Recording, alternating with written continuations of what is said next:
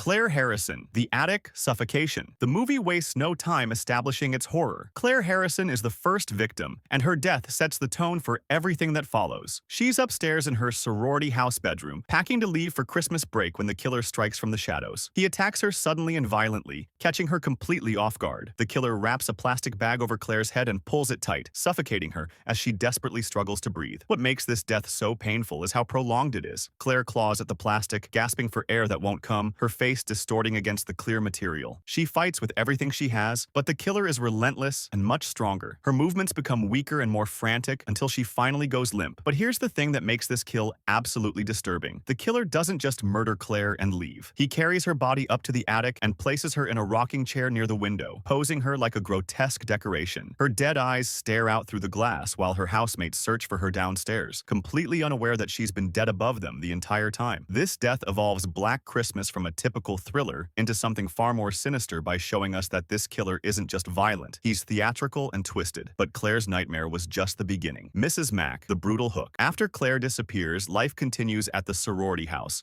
and house mother Mrs. Mack becomes the killer's second victim. She's a functioning alcoholic who hides bottles around the house and speaks her mind without filter, which makes her both funny and tragically vulnerable. Mrs. Mack heads down to the basement alone to check the fuse box after the power mysteriously cuts out, and that's exactly what the killer was counting on. The basement is dark, cramped, and full of shadows. Mrs. Mack searches around with only a flashlight, muttering to herself about the inconvenience. Then the killer emerges from the darkness behind her. He raises a glass unicorn ornament, its sharp horn glinting in the dim light, and brings it down with savage force. The pointed horn pierces directly into her back, and she screams, a raw sound of shock and agony. But the killer isn't finished. He attacks again and again, using the decorative ornament as a weapon, each strike more vicious than the last. What makes Mrs. Mack's death particularly painful is the sheer brutality of it. She's stabbed repeatedly with a Christmas decoration, something meant to be beautiful and festive, turned into an instrument of murder. Her body is left in the basement, hidden among the shadows and forgotten storage. This kill shows that the killer isn't just opportunistic. He's deliberately using the Christmas setting to make his murders even more disturbing. But the phone calls were about to get much worse. Barb, the Iron Impalement.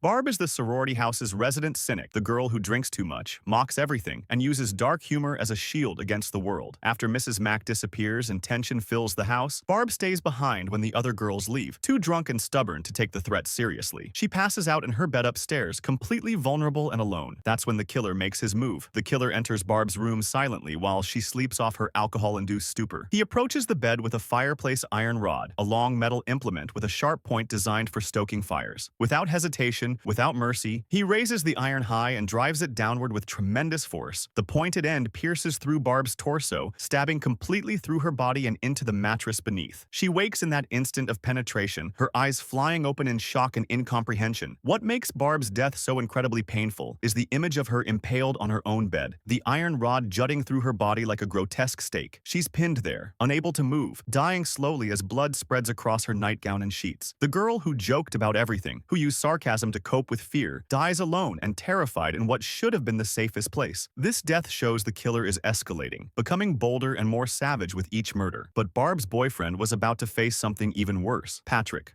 Strangled investigation. Patrick is Barb's boyfriend, a nice guy who's genuinely concerned when he can't reach anyone at the sorority house by phone. All the girls have seemingly disappeared, and something feels deeply wrong. He drives to the house and lets himself in, calling out for Barb and the others. The house is eerily quiet, lit only by Christmas lights and shadows. Patrick searches room by room, growing more anxious with each empty space he finds. He climbs the stairs toward the bedrooms, still calling for Barb. That's when the killer appears. Moving with frightening speed, the murderer wraps a cord around Patrick's neck from behind and pulls with brutal strength. Patrick's hands fly to his throat, fingers clawing desperately at the ligature cutting into his skin. He struggles violently, trying to throw off his attacker, but the killer has leverage and positioning. Patrick is dragged backward, his feet kicking uselessly as the cord tightens and tightens. The strangulation is slow and agonizing. Patrick's face turns red, then purple as oxygen is cut off from his brain. His struggles become weaker, more spastic, until finally, his body goes slack and he collapses. What makes Patrick's death particularly tragic is that he died trying to help, trying to find his girlfriend and make sure everyone was safe. He walked right into the killer's trap. This murder proves that nobody is safe in this house, not even people just trying to do the right thing. But the killer's identity was about to be revealed in the most shocking way. Feel the attic. Ambush. Phil is one of the last survivors, a practical and level-headed girl who's been trying to make sense of the escalating nightmare around her. After discovering multiple bodies and realizing the killer is still in the house, she makes a fatal decision. Instead of fleeing to safety, Phil grabs a fireplace poker and decides to search the attic where she heard strange sounds. It's a brave choice, but ultimately a deadly one. She climbs the attic stairs slowly, weapon raised, her breathing quick and shallow with fear and adrenaline. The attic is dim and cluttered with old furniture, trunks, and shadows. Phil moves carefully through the space, checking behind objects, calling out to see if anyone is there. Then she sees it. Claire's body still posed in the rocking chair by the window, exactly where the killer left her days ago. Phil freezes in horror at the sight of her dead friend. That moment of distraction is all the killer needs. He lunges from the shadows behind her and attacks with savage efficiency. The struggle is brief but brutal. Phil tries to fight back with the poker, but the killer overpowers her, wrapping his hands around her throat and squeezing with murderous intent. She claws at his face and arms, landing several hits,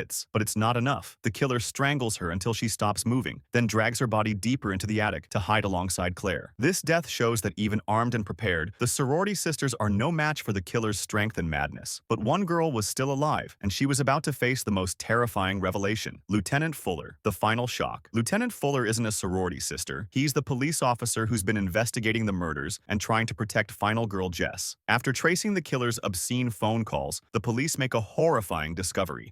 The calls are coming from inside the sorority house. Fuller realizes the killer has been upstairs the entire time, and he rushes into the house to save Jess. He climbs the stairs with his gun drawn, determined to end this nightmare. Fuller searches the upper floor carefully, checking rooms and calling for the killer to show himself. He's a trained officer, experienced and armed, but that doesn't matter. The killer ambushes him from a bedroom, attacking with frenzied violence. There's a brief, chaotic struggle where Fuller tries to use his weapon, but the killer is faster and more brutal than he anticipated. The murderer overpowers the lieutenant and kills him with shocking speed, using his bare hands and whatever weapons are available. What makes Fuller's death so painful is that it represents the complete failure of law enforcement to stop this killer. A trained police officer with a gun is murdered in seconds, proving that conventional protection means nothing against this level of insanity. Fuller's death leaves Jess completely alone and defenseless in the house with a killer who's already murdered everyone else. This final death completes Black Christmas's evolution from slasher film into pure psychological terror, because it shows that nobody, not even the police, can save you. And Jess's fate remains one of cinema's most chilling, ambiguous endings.